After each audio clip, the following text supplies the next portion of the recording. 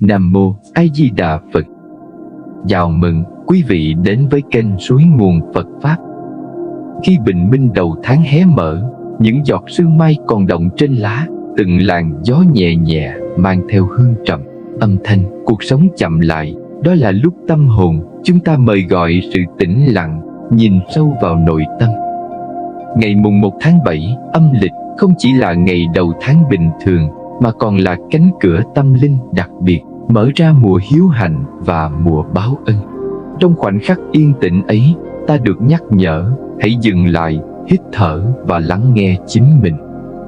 Mùng 1 không chỉ là khởi đầu tháng mới, mà còn là khởi điểm của nội tâm. Đây là cơ hội để nhìn lại những hành vi chưa thiện, sửa đổi và gieo trồng phước báu cho bản thân, cho gia đình và cho cộng đồng xung quanh. Ngày mùng 1 là cơ hội để nhìn lại những hành vi chưa thiện, sửa đổi và gieo trồng phước báu. Mỗi việc làm nhỏ, mỗi câu nguyện chân thành đều là hạt giống thiện lành, gieo xuống đất lành sẽ nảy mầm trong tương lai. Mỗi giọt mưa, mỗi làn hương trầm như nhắc nhở tâm trở về chánh niệm, quán chiếu và gieo duyên lành.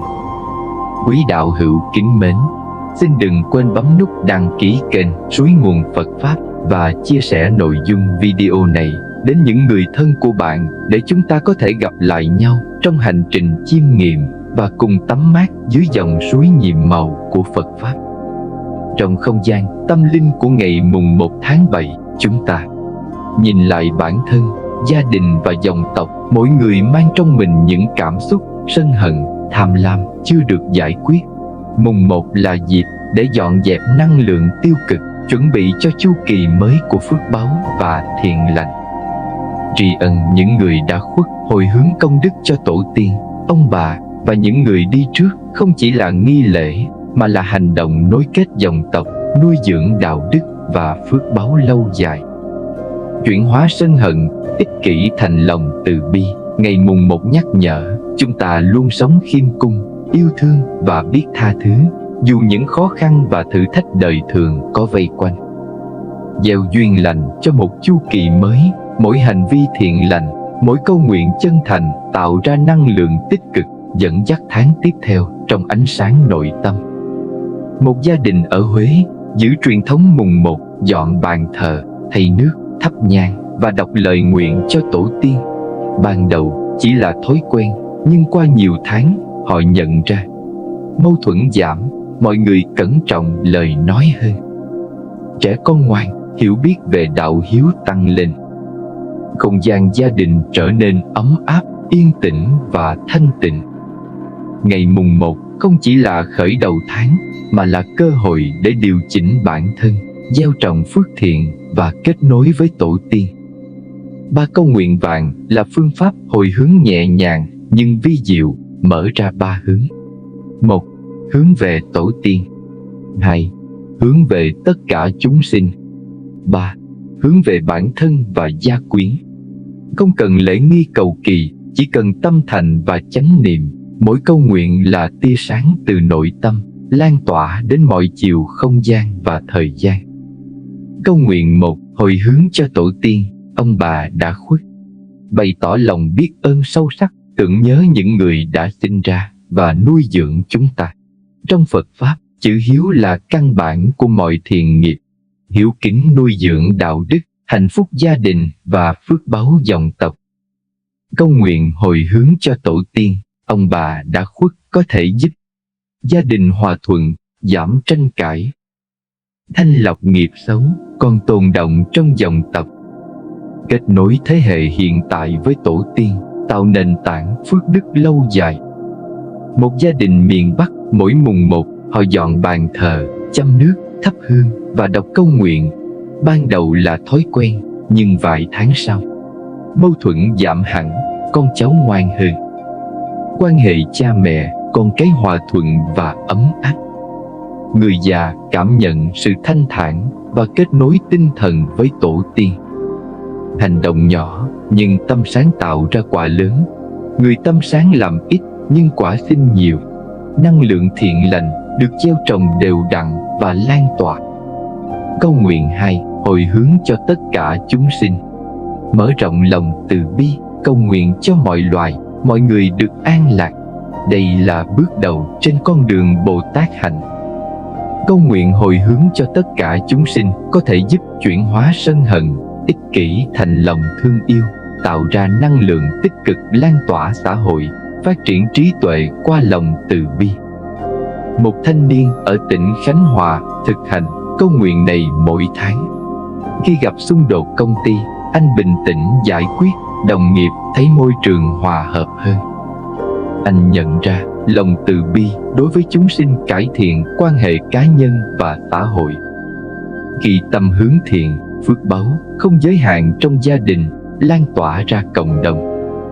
Câu nguyện 3. Hồi hướng cho bản thân và gia quyến. Quay về nội tâm, cầu trí tuệ, bình an, hạnh phúc cho bản thân, sức khỏe, hòa thuận và thiện duyên cho gia đình. Câu nguyện 3 hồi hướng cho bản thân và gia quyến có thể giúp bạn dọn sạch nghiệp xấu, nuôi dưỡng tâm thiện, giảm tranh cãi, tăng thông cảm và tình yêu thương, tạo nền tảng phước lành lâu dài cho gia đình và dòng tộc. Một gia đình nhiều xung đột, khi đọc câu nguyện thứ 3, họ cảm thấy tâm nhẹ nhàng, dễ tha thứ, quan tâm lẫn nhau. Mỗi cuộc trò chuyện trở nên ôn hòa. Trẻ em học hành chăm ngoan, cha mẹ và vợ chồng hiểu nhau hơn. Phước lành đến từ tâm thành, câu nguyện và hành động thiện, không từ hình thức hay lễ nghi bên ngoài. Hồi hướng không chỉ là đọc câu nguyện, mà là quy trình chuyển hóa năng lượng nội tâm, thanh lọc phiền não và gieo duyên thiện. Mỗi câu nguyện là ngọn đèn soi sáng tâm hồn, giúp chúng ta nhìn thấu bản chất của nghiệp, từ đó sống an lạc và tỉnh thức. Hồi hướng chuyển hóa nghiệp xấu. Mỗi người đều mang trong mình những vết thương tâm lý, sân hận, tham lam, ích kỷ. Khi thực hành hồi hướng, ta dọn sạch nghiệp cũ, những uẩn kết trong lòng và dòng tộc. Thanh lọc phiền não, tâm trở nên nhẹ nhàng, trong sáng, tạo ra an lạc nội tâm dù thế giới bên ngoài đầy thử thách. Điều kỳ diệu là không cầu xin điều gì cụ thể, mà là gieo hạt thiện từ nội tâm để năng lượng tích cực lan tỏa khắp cuộc sống. Hồi hướng tích lũy phước báo. Hành động thiện lành dù nhỏ, đi kèm câu nguyện chân thành sẽ sinh ra quả báo tốt, không chỉ cho bản thân mà còn cho gia đình và xã hội. Gia đình hòa thuận, giảm mâu thuẫn, tăng sự thấu hiểu. Công việc thuận lợi, môi trường sống tích cực hơn. Sức khỏe thể chất và tinh thần được cân bằng. Một cô giáo miền Trung mỗi mùng 1 đọc 3 câu nguyện vàng trước bàn thờ tổ tiên. Ban đầu chỉ làm theo truyền thống, nhưng sau vài tháng, học sinh chăm ngoan, lớp học hòa thuận. Bản thân cô cảm nhận sự bình an, lòng từ bi được nuôi dưỡng, mọi xung đột cá nhân và công việc được giải quyết nhẹ nhàng hơn. Phước lành xuất phát từ tâm thành, từ năng lượng thiện trong nội tâm, không từ lễ nghi bên ngoài. Hồi hướng kết nối âm, dương. Hồi hướng còn giúp kết nối âm, dương, nối dòng sống hiện tại với tổ tiên, hồi hướng lợi cho cả người sống và người đã khuất, thanh tịnh dòng tộc, giải quyết uẩn kết đau buồn còn tồn trong tâm thức tổ tiên. Con cháu sống trong bầu không khí hiếu kính, đạo đức và phước lành. Nhìn nhận tổ tiên không chỉ là người đã khuất, mà còn là nguồn lực tinh thần. Mỗi lần hồi hướng đều là hành động thanh lọc và kết nối, tạo nền tảng cho cuộc sống hiện tại và tương lai. Hồi hướng phát triển nội tâm. Thực hành hồi hướng đều đặn giúp ta sống khiêm cung, giảm tham sân si, học cách yêu thương và tha thứ. Nhìn lại hành vi, sửa chữa điều chưa tốt, gieo duyên thiện từ hành động nhỏ. Phát triển trí tuệ và hiểu biết nội tâm nhờ năng lượng chánh niệm lan tỏa từ mỗi câu nguyện. Hồi hướng không chỉ là nghi lễ, mà là quy trình rèn luyện tâm, giúp con người sống tỉnh thức, thiện lành và từ bi. Kính thưa quý đạo hữu đang theo dõi kênh Suối Nguồn Phật Pháp. Hãy cùng tưởng tượng một gia đình miền Trung, nơi mà mỗi mùng 1 tháng 7 là dịp để mọi người cùng nhau dừng lại, nhìn sâu vào nội tâm. Ban đầu, việc thắp nhang, đọc 3 câu nguyện vàng chỉ là một nghi lễ hình thức. Họ thắp nhang, cúi đầu, lướt qua câu chữ mà chưa thực sự cảm nhận năng lượng từ tâm. Nhưng theo thời gian, một sự thay đổi tinh tế bắt đầu xảy ra. Người cha vốn hay nóng giận khi công việc căng thẳng bắt đầu chú ý lắng nghe con cái nhiều hơn. Những câu nói vội vã được thay bằng lời hỏi han nhẹ nhàng. Người mẹ từng lo toan nhiều chuyện trong nhà, học cách thở sâu, tĩnh lặng trước mỗi mâu thuẫn. Những đứa trẻ chứng kiến sự thay đổi của cha mẹ bắt đầu biết quan tâm, chia sẻ và học hỏi về lòng hiếu kính, sự từ bi. Mỗi hành động thắp nhang, mỗi câu nguyện khi được thực hành với chánh niệm trở thành một điểm dừng trong dòng chảy vội vã của đời sống. Tâm ta được dịp nghỉ ngơi, quay về với bản chất bình an vốn có. Năng lượng thiện lành từ 3 câu nguyện lan tỏa, thanh lọc những uẩn kết trong lòng, giúp mọi người trong gia đình dần buông bớt sân hận, bớt chấp và học cách tha thứ. Hành động nhỏ, tâm thành, chỉ cần một hành động đơn giản như dọn dẹp bàn thờ, thắp một nén hương hay đọc một câu nguyện với tâm chân thành cũng đủ tạo ra năng lượng tích cực lan tỏa trong gia đình. Sự thay đổi từ nội tâm không phải từ áp lực hay hình thức, mà từ việc lắng nghe, quan sát và cảm nhận. Khi nội tâm thanh thản, hành vi và lời nói sẽ tự nhiên trở nên ôn hòa. Hiệu ứng lan tỏa năng lượng thiện lành từ mỗi cá nhân không dừng lại ở bản thân. Nó len lỏi vào từng mối quan hệ, từng hành động trong gia đình, rồi lan ra cộng đồng. Trong gia đình miền Trung ấy, chỉ sau vài tháng, họ nhận thấy mọi mâu thuẫn nhỏ trong nhà đều giảm đi. Không khí trong gia đình trở nên nhẹ nhàng, ấm áp, gần gũi hơn. Trẻ con ngoan ngoãn, biết quan tâm, học hỏi cách sống thiện. Mọi người cảm nhận rõ rệt niềm bình an và hạnh phúc nảy sinh từ nội tâm, chứ không phải từ vật chất hay lễ nghi. Hãy tưởng tượng rằng mỗi câu nguyện bạn đọc, mỗi hành động thiện nhỏ bạn gieo xuống đều như hạt giống. Dù nhỏ bé, nhưng khi được chăm sóc bằng chánh niệm, tình yêu thương và lòng từ bi, nó sẽ nảy mầm, vươn lên, tạo ra một vườn phước báo rực rỡ trong cuộc sống bạn và những người xung quanh. Nam Mô A Di Đà Phật. Khi thực hành 3 câu nguyện vàng, chúng ta không chỉ dừng lại ở nghi lễ hay hình thức, mà thực sự quay về nội tâm. Đây là khoảnh khắc để soi sáng bản thân, nuôi dưỡng trí tuệ, lòng từ bi và hạnh phúc. Hồi hướng là hành động tinh tế, giúp chúng ta nhận ra rằng phước lành không chỉ đến từ cầu xin, mà từ năng lượng thiện lành phát sinh từ tâm. 1. Quay về tổ tiên, nguồn gốc của lòng hiếu kính. Mỗi mùng 1 tháng 7, khi hồi hướng công đức cho tổ tiên, chúng ta đang bày tỏ lòng biết ơn sâu sắc. Đây không chỉ là nghi lễ hình thức, mà là một hành trình tâm linh, kết nối quá khứ, hiện tại và tương lai. Nhìn lại nguồn cội, hiểu được giá trị của gia đình và dòng tộc. Học cách sống có trách nhiệm, vì hành động hôm nay ảnh hưởng đến phước báu cho con cháu mai sau. Thanh lọc năng lượng tiêu cực còn tồn trong dòng tộc như sân hận, ganh ghét hay hiểu lầm. Một gia đình ở Huế, mỗi mùng 1, ngoài việc thắp hương, còn kể lại câu chuyện về ông bà, tổ tiên. Trẻ con được nghe về sự hy sinh, lòng nhân hậu và đạo đức của người đi trước. Dần dần, trẻ học cách tôn kính, biết ơn và hành xử có đạo đức, làm nền tảng cho một đời sống tâm linh và xã hội cân bằng. Lòng hiếu kính không chỉ là hành vi bề ngoài, mà là trạng thái nội tâm, nuôi dưỡng đạo đức và hạnh phúc lâu dài. 2. Hướng đến tất cả chúng sinh, mở rộng lòng từ bi. 3. Câu nguyện vàng không chỉ dừng lại ở gia đình, mà còn mở rộng ra tất cả chúng sinh.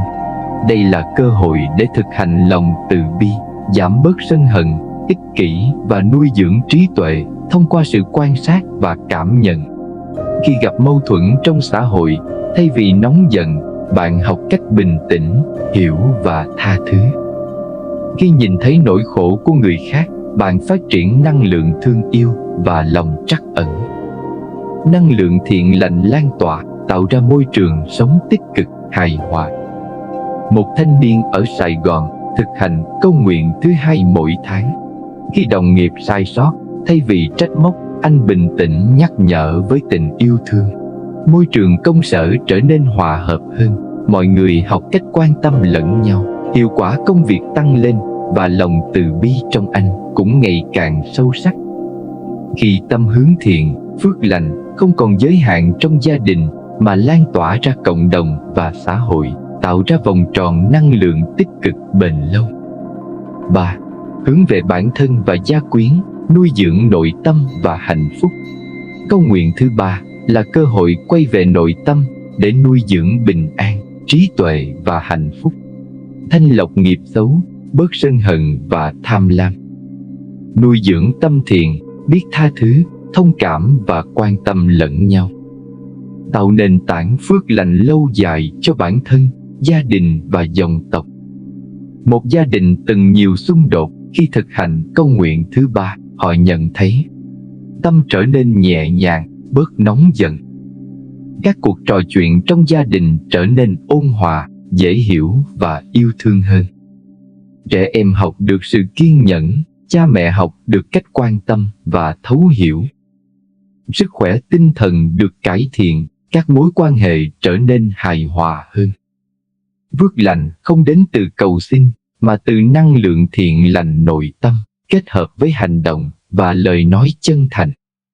Hồi hướng không chỉ diễn ra trên bàn thờ, mà còn có thể thực hành trong từng khoảnh khắc đời sống. Khi đi bộ, hãy ý thức từng bước chân, từng hơi thở. Khi gặp mâu thuẫn, hãy tĩnh lặng, quan sát cảm xúc và lựa chọn hành vi thiện. Khi nhìn thấy cảnh đời khổ đau, hãy gửi một lời nguyện từ bi, dù nhỏ, để nuôi dưỡng năng lượng tích cực. Một phụ nữ ở miền Bắc, mỗi sáng mùng 1, sau khi thắp hương và đọc 3 câu nguyện, ngồi 10 phút thiền, quan sát hơi thở và cảm nhận năng lượng lan tỏa trong cơ thể. Khi ra ngoài, dù gặp tranh cãi, cô vẫn giữ bình an, giúp giảm mâu thuẫn và lan tỏa năng lượng thiện lành. Thiền định kết hợp hồi hướng giúp nội tâm sáng, phước báu tăng và cuộc sống trở nên bình an, nhẹ nhàng, hài hòa với mọi người xung quanh. Kính thưa quý đạo hữu, mỗi mùng 1 tháng 7, khi chúng ta thực hành 3 câu nguyện vàng, không chỉ là một nghi lễ hình thức mà là một hành trình nội tâm sâu sắc. Đây là khoảnh khắc để soi sáng bản thân, nuôi dưỡng lòng từ bi, trí tuệ, hạnh phúc và sự bình an. Hồi hướng là cách chúng ta gieo duyên thiện, gieo hạt giống phước lành và lan tỏa năng lượng tích cực không chỉ cho bản thân mà cho cả gia đình và cộng đồng. Người biết hồi hướng đúng cách là người từng ngày bớt sân, bớt chấp, bớt lời tổn thương. Nhận ra rằng hành vi, lời nói và ý nghĩ của mình tạo ra năng lượng ảnh hưởng đến bản thân và người khác. Thực hành từ bi và trí tuệ trong mọi hoàn cảnh, ngay cả giữa thử thách. Một gia đình ở miền Trung sau nhiều tháng thực hành 3 câu nguyện mùng 1 nhận thấy các xung đột nội bộ giảm hẳn, mọi người học cách lắng nghe và thông cảm. Trẻ con học được tôn trọng, kiên nhẫn và biết quan tâm người khác. Sức khỏe tinh thần của từng thành viên được cải thiện, không gian gia đình trở nên ấm áp và hòa hợp. Sự tỉnh thức không đến từ lễ nghi hay hình thức, mà từ năng lượng thiện lành nội tâm, được gieo trồng và chăm sóc mỗi ngày. 3. Câu nguyện mùng 1 tháng 7 giống như ngọn đèn chiếu sáng nội tâm, hướng về tổ tiên, nuôi dưỡng lòng hiếu kính, kết nối quá khứ và hiện tại, tạo nền tảng phước báu lâu dài. Hướng về tất cả chúng sinh, mở rộng lòng từ bi, giảm bớt sân hận và ích kỷ, lan tỏa năng lượng tích cực ra xã hội.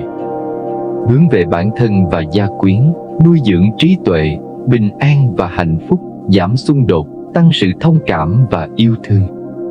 Một thanh niên tại Hà Nội, mỗi mùng 1 thực hành đầy đủ 3 câu nguyện. Anh cảm nhận sự nhẹ nhàng, bình an ngay trong tâm khi gặp khó khăn. Các mối quan hệ gia đình và công việc trở nên hài hòa, hiệu quả hơn. Năng lượng từ nội tâm lan tỏa, giúp anh trở thành điểm sáng tích cực cho mọi người xung quanh. Ba câu nguyện không chỉ là lời cầu mà là năng lượng tích cực được gieo trồng, giúp đời sống trở nên an lạc và hài hòa. Mỗi mùng một là cơ hội quý để gieo duyên thiện. Một hành động nhỏ, một câu nguyện chân thành hôm nay có thể nảy mầm phước báu trong tương lai. Khi kiên trì thực hành hàng tháng, năng lượng tích cực được tích lũy, tạo ra chu kỳ phước đức và bình an kéo dài suốt cả năm.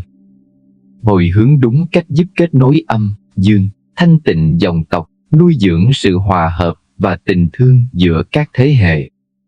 Một gia đình miền Nam trong suốt một năm duy trì thực hành 3 câu nguyện mùng 1. Các mâu thuẫn nội bộ giảm rõ rệt, con cháu học hành chăm ngoan, cha mẹ và ông bà biết quan tâm và nhường nhìn nhau.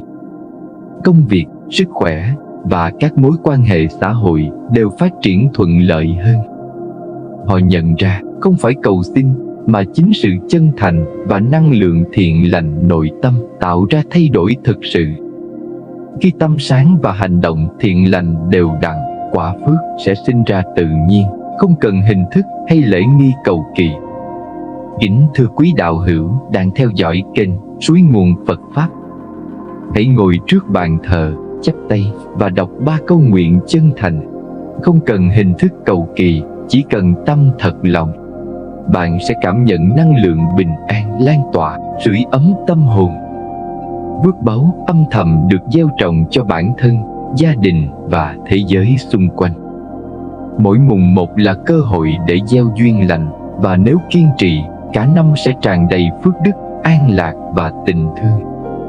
Khi đọc câu nguyện, hãy thở sâu, cảm nhận năng lượng thiện lan tỏa khắp cơ thể. Quan sát tâm mình, nhận ra những sân hận, lo lắng và chuyển hóa chúng thành tình thương và bình an. Hãy để năng lượng này lan tỏa ra môi trường xung quanh, đến gia đình, bạn bè và mọi chúng sinh. Hồi hướng là hành trình nội tâm, là cách chúng ta sống tỉnh thức, gieo hạt giống thiện lành, nuôi dưỡng phước báu và tạo ra đời sống hòa hợp, bình an, đầy trí tuệ và tình thương. Tháng 7 âm lịch trong tâm thức Phật giáo và dân gian Việt Nam là mùa hiếu hạnh, mùa báo ân, thời điểm để tưởng nhớ tổ tiên, bày tỏ lòng biết ơn và gieo duyên lành. Đây không chỉ là thời gian của nghi lễ hình thức, mà là cơ hội để quán chiếu nội tâm, chuyển hóa sân hận, ích kỷ thành lòng từ bi và mở rộng tình thương đến tất cả chúng sinh. 3 câu nguyện vàng trong ngày mùng 1 tháng 7 không chỉ là lời cầu, mà là ngọn đèn soi sáng tâm hồn, dẫn lối cho mỗi bước đi trong suốt tháng, tạo nền tảng phước đức, an lạc và hòa thuận cho bản thân, gia đình và cộng đồng. Hãy dành một khoảnh khắc trong tháng 7, ngồi trước bàn thờ, chắp tay và đọc 3 câu nguyện chân thành. Cảm nhận năng lượng bình an lan tỏa, sưởi ấm tâm hồn và gieo trồng phước lành âm thầm nhưng bền vững. Mỗi mùng 1 tháng 7 là một cơ hội quý giá để bắt đầu chu kỳ mới với tâm thiện, gieo duyên lành và nuôi dưỡng tình thương trong cả năm. Tháng 7 không chỉ là tháng của người đã khuất, mà còn là tháng để sống tỉnh thức, gieo hạt giống thiện lành và kết nối sâu sắc với cội nguồn. Hãy để ánh sáng nội tâm chiếu rọi, và để mỗi hành động, mỗi câu nguyện trong tháng 7 trở thành nguồn năng lượng tích cực lan tỏa khắp đời sống. Hãy ngồi trước bàn thờ, chắp tay và đọc 3 câu nguyện chân thành. Không cần hình thức cầu kỳ, chỉ cần tâm thật lòng. Bạn sẽ cảm nhận năng lượng bình an lan tỏa, sưởi ấm tâm hồn. Phước báu âm thầm được gieo trồng cho bản thân, gia đình và thế giới xung quanh. Mỗi mùng 1 là cơ hội để gieo duyên lành, và nếu kiên trì, cả năm sẽ tràn đầy phước đức, an lạc và tình thương. Nếu những câu chuyện vừa rồi chạm đến một phần nào trong tâm bạn, thì việc nhấn nút đăng ký kênh Suối Nguồn Phật Pháp cũng chính là cách gieo duyên lành.